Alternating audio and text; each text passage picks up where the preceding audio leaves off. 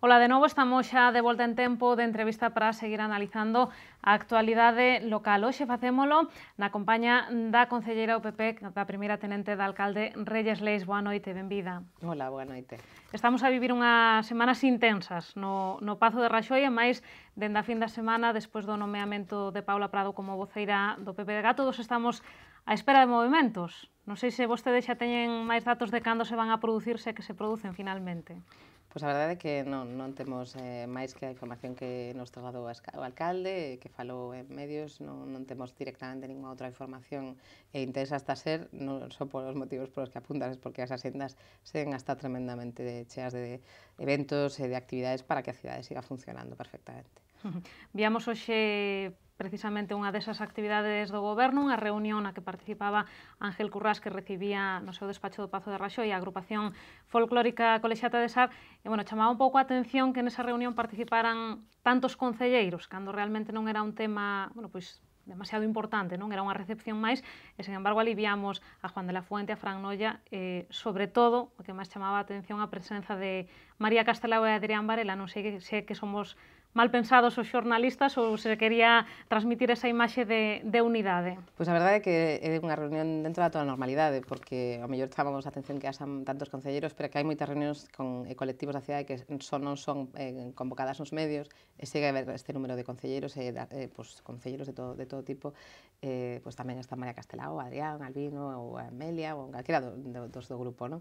Todo vai relacionado cos temas que quere tratar a persoa que ven a ver o alcalde, non? Neste caso queríase tratar temas que tiñan que ver co medio ambiente, co río Sar, por eso estaba María Castelao, temas de deportivo polo espazo deportivo que teñen ali en Sar, que tamén estaba por eso o Concello de Deportes, estaba tamén Fran Noia polo tema cultural, porque se trataba de colaborar con eles en as actividades culturais que teñamos ao longo do ano, e por suposto tamén estaba Juan de la Fuente por aqueles arranxos que hai que facer, porque, a brigada a final é a máis transversal de todas, non?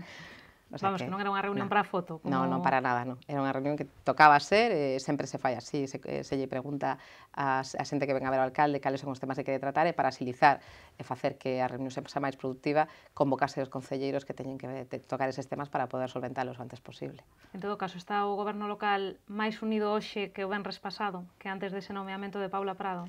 Eu a verdade é que non son partidaria dos programas do corazón, por decirlo algún xeito, non? Eu creo que o que se montou aquí foi que unha cousa que é tan normal como que haxa diferencias entre concelleiros, porque hai as persoas, cando hai persoas sempre hai diferencias, non? Eu non traballei sempre anteriormente, pois hai xente que te levabas mellor e que te levabas peor, non? Hai xente que traballas máis e que traballas menos, pero en todo caso sempre estivemos xuntos, sempre as reunións foron todos os concelleiros, sempre tivemos actos xuntos e sempre traballamos xuntos. Eu non deixo de coller un teléfono pensando en que non me cae ben este concello, non. O sea, a responsabilidade que temos fai que calquera cousa que teñamos que solventar, que pase por falar con calquer compañeiro, se faga automáticamente sin ningún tipo de problema, o sea, eso por descontado. Paula Prado ainda non confirmou que vai a deixar o Pazo de Raxoi, ainda que prácticamente, todo o mundo dá por feito, non? Que con esta nova responsabilidade xamada a de deputada, que xa sería demasiado, non? Para que dera feito todo. Iso suporía remodelacións no goberno local. Non sei se vostede, que é unha das persoas de máxima confianza do alcalde, pois xa sabe un pouco por onde poden ir os tiros. Pois a verdade é que non, evidentemente, se Paula, efectivamente, como todo apunta, marchará nos próximos días do Concello para asumir esa grande responsabilidade no Parlamento, pois, por suposto que as súas delegacións terán que repartirse a algún xeito ou asignarse a outra persoa, non? Co cal, eso seguramente faga que haxa algún outro movimento, intentando que cada delegación teña a persoa máis adecuada respecto ao perfil que se debe ter nesa área en concreto, non? Pero, supoño que o alcalde sí que terá máis ou menos definido o que quere facer. Tampouco creo que vayan a ser tremendos cambios nin cousas demasiado significativas. Habrá unha incorporación, efectivamente, dun compañeiro, pero todo isto será asunta electoral a que teña que facer os trámites oportunos cando chegue ese cese da que é a actual portavoz. Pero vostede entende que esteamos especialmente atentos, non? A cal sea ese reparto de competencias entre os concelleiros, por exemplo, a quen se lle adxudique a portavocía que deixaría Valeira Paula Prado? Home, efectivamente, non é noticia.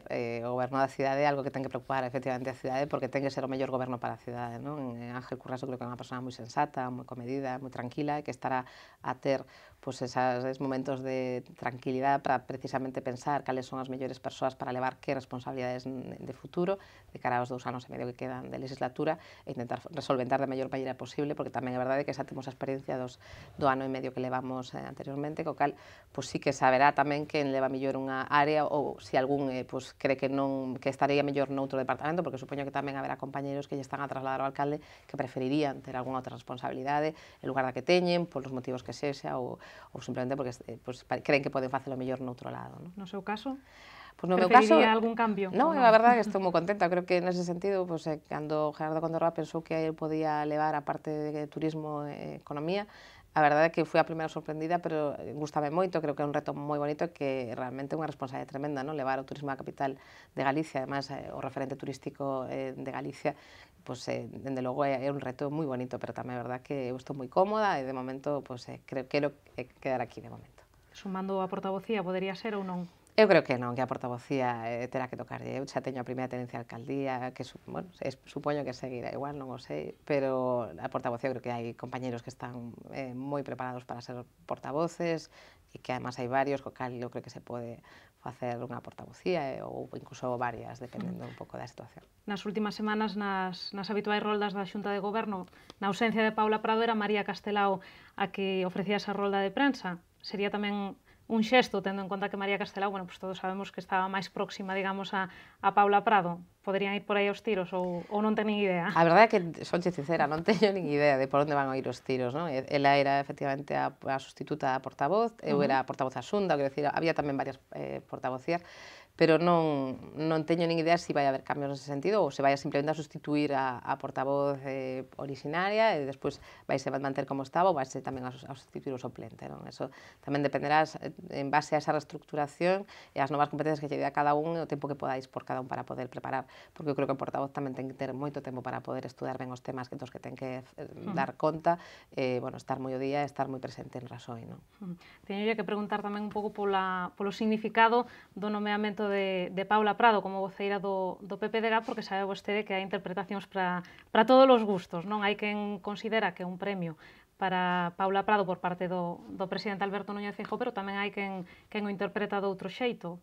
Eu creo que é un premio ao Partido Popular de Santiago, porque, de feito, pois ela é unha dos membros destacados, igual que son Agustín Hernández, que tamén é algo que estamos moi orgullosos dos dous, deste ascenso para eles, e tamén pois, de Jesús Ramallo ou de outros compañeros como Ricardo García Orregón, algúns máis que ten responsabilidades na Xunta. Eso quere decir que no Partido Popular de Santiago se está a haber unha cantera importante para a Xunta de Galicia e que realmente se valora moito o traballo que se fai na capital, co cal pois, nos creemos que é un premio para todo o equipo, non? E, en todo caso, ela fará seguramente moi ben, é unha persoa moi seria e moi responsable, co cal asumirá perfectamente esa portavocía, témolo totalmente claro.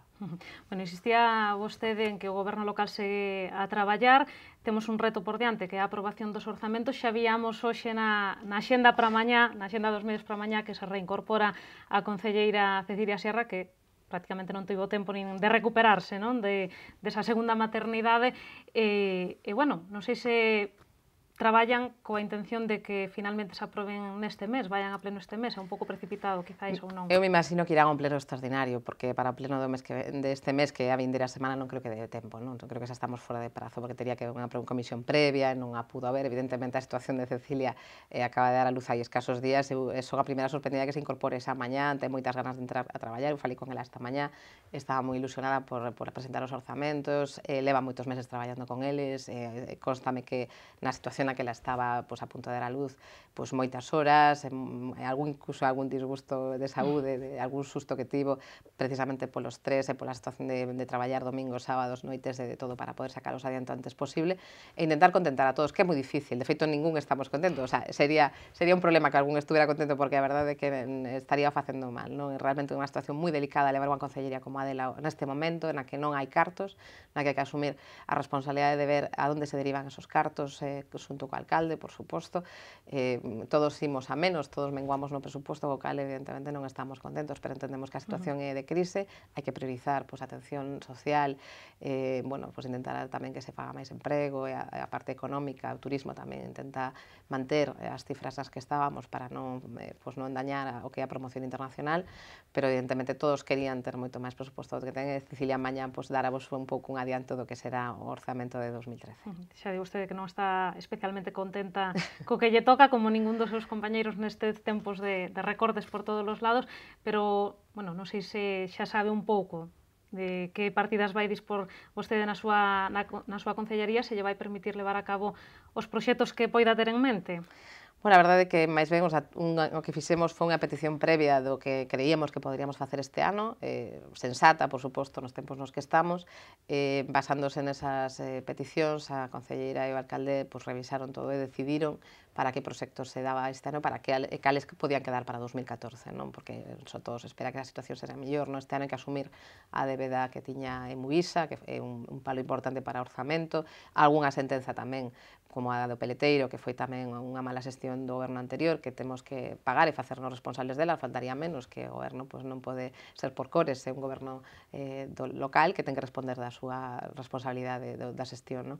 Entón, esperamos que o ano que ven teñamos as contas e os pagos de todos os anos anteriores liquidados, co cal podamos ter un orzamento mellor e poder facer aquilo que non podemos facer este ano. Por certo, falando de turismo, teñolle que pedir a súa valoración dese nomeamento de Nava Castro como nova secretaria xeral pro turismo da Xunta. Vea vostede no papel. Eu a Nava veo só no papel o que queiran poñer en naquela queira estar, porque a verdade é que é unha persoa tremendamente traballadora, moi seria, moi rigurosa, moi tranquila, que tamén é moi importante nesta área, e que non lle tembla o pulso cando ten que facer algo. Creo que foi unha boa elección, a min gustaba moito. Creo que, ademais, ela ten moi presente a Santiago como referente turístico e, ademais, como amiga persoal que considero, encantada por ela porque o merecía. A mágoa de perdela en comercio, eso sí, porque a tiña como directora xeral de comercio, pero, creo que o turismo vai a gañar moito con Nava na secretaria xeral. Digo, vostede, como amiga persoal, sabe que agora terá que pelexar por Compostela. Iso non sei se vai interferir, se axuda o feito de ser amigas ou pode perxudicar. Bueno, eu creo que aí ela, como decía antes, é moi seria, moi rigurosa, terá presente a Santiago, creo que no momento e na cantidade de intensidade que ten que telo, pero tamén é certo que ela ten que ter contenta toda Galicia, supoño que nese sentido terá unhas responsabilidades de asumir, pero tamén é certo que ten algún reto moi difícil de asumir, que para mí chapou, porque decir que sí non era fácil, porque o reto dos aeroportos, da solución dos aeroportos, era algo que ninguén quería, porque é unha patata quente, realmente é unha decisión difícil que hai que tomar. En canto á reestructuración dos aeroportos, está tamén Agustín Hernández, que é unha persoa que tamén non ten ningún tipo de problema en asumir un risco ou asumir un problema e miralo de fronte para solucionalo. Eu creo que entre eles dous van a conseguir a mellor solución para o sistema aeroportuario galego. Falando do aeroporto, a Cámara de Comercio impulsaba hai uns días unha reunión dun foro cívico no que se falaba dos problemas que ten Lavacolla. Elaboraron un documento de conclusións que ian facer chegar ás partes interesadas. Non sei se vostede xa tivo oportunidade de ver as propostas da Cámara. Eu vin o previo, de feito, nós tivemos dúas reunións previamente ca Cámara de Comercio con hostelería, nas que aparte das anteriores nas que xa se tocara este tema, pero en concreto para este foro a nos solicitouse información e facilitouse desde Turismo de Santiago e pasaronnos o borrador no que iban a estudiar nesa reunión previamente para que aportáramos algunha modificación ou algunha suxerencia. Fíxose así, aportouse algunha serie tamén de dúbidas e tamén de cousas en positivo, por suposto, valorámoslo moi ben.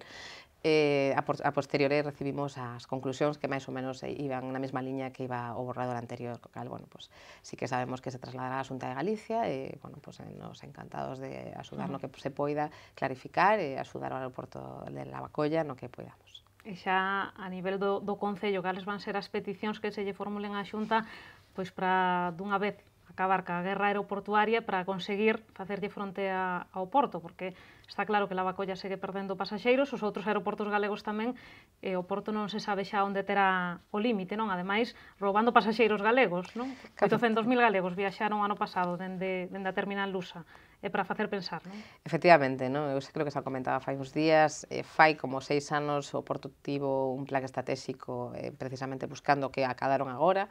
Eu creo que eso seguramente é o que nos fai falta a nós, non? Que facer un plan estratégico cos 3 aeroportos, pensando en cal é a mellor solución para cada un deles, e cal ten que ser o objetivo. Hai que ser moi realistas na situación que ten cada un, nas características técnicas que ten cada un, porque non teñen absolutamente nada que ver técnicamente, nin a ubicación de cada un deles, co cal eu creo que é bo que, xa o dixo tamén o conselleiro, que entraría algún asesor externo para avaliar a situación dunha maneira máis obxectiva e poder dar os datos obxectivos e despois de tomar a decisión política de por onde hai que ir, non? Pero eu creo que dende logo Santiago ten que reclamar, para empezar a cuota, máis da mitade do tráfico aeroportuario pasa por Santiago, o tráfico internacional entra prácticamente na túa totalidade por Santiago de Compostela, por Lavacolla.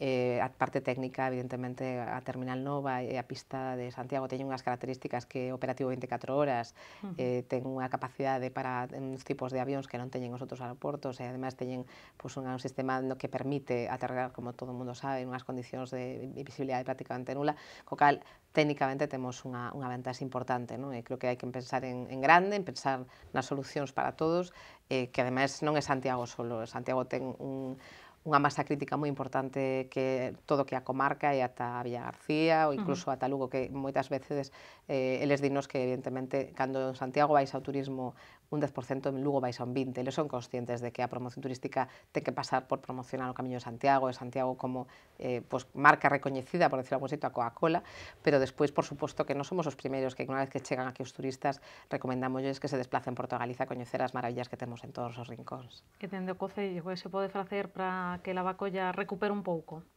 Bueno, nós estamos satisfeitos dentro do que cabe, evidentemente, porque todo hai que decirlo con moita cautela. O ano 2012 foi un ano francamente bo, foi o segundo ano mellor da historia de Lavacolla en canto ao número de pasaxeiros. Que pasa? Que estamos facendo unha comparativa con 2011. 2011 foi un ano excepcionalmente bo para Lavacolla, moito mellor que o ano santo. De feito, nós estamos superando as cifras do ano santo de pasaxeiros. E de voos internacionais tamén tivemos un número moi alto de conexións internacionais en verán, foi o verán que máis conexións internacionais houbo, non? Tendo en conta isto nunha crise, eu creo que hai que ser, bueno, pues moderadamente optimistas. Creo que eso fala moi ben do noso aeroporto. É dicir, evidentemente, cando un compara co mellor ano histórico que foi o 2011, sempre vai haber baixadas, porque era moi difícil caendo o 40% do tráfico turístico nacional que fora a ir medrando máis todavía, non? O 2011 foi unha situación que é difícil de explicar, o sea, para moitos analistas, porque estaba caendo en todos lados. Supoñemos que é o efecto de que o Xacobeo iba a tardar moitos anos en chegar o seguinte, a xente prolongou o 2010, pero non era real na situación na que estaba a ver, non? Pero sí que é certo que nos seguimos a traballar. A semana pasada estive reunida con compañías aéreas, esta mañá mesmo marcho para firmar o convenio con Turkish Airlines en Estambul, na Feria de Turismo de Alí, e facendo accións con eles para intentar que ese voo funcione a partir de maio. En xuño chega o voo de Londres tamén a conexión directa. Eu creo que se están acadando moitas cousas, evidentemente hai cambios porque o sistema aeroportuario está cambiando moito, pero tamén estamos moi satisfeitos do traballo que se está facendo por parte dos técnicos en Incolsa. Bueno, remátase o noso tempo, non nos dá para debullar todas as accións que ten previstas Turismo de Santiago, e supoño que tamén dependerá deses orzamentos que estamos a espera de coñecer. En canto teñamos máis datos, pois volveremos a reclamar para que nos dé a cumprida conta de todo o que se vai facer. Reyes, moitísimas grazas por acompañarnos hoxe. Gracias, boa noite.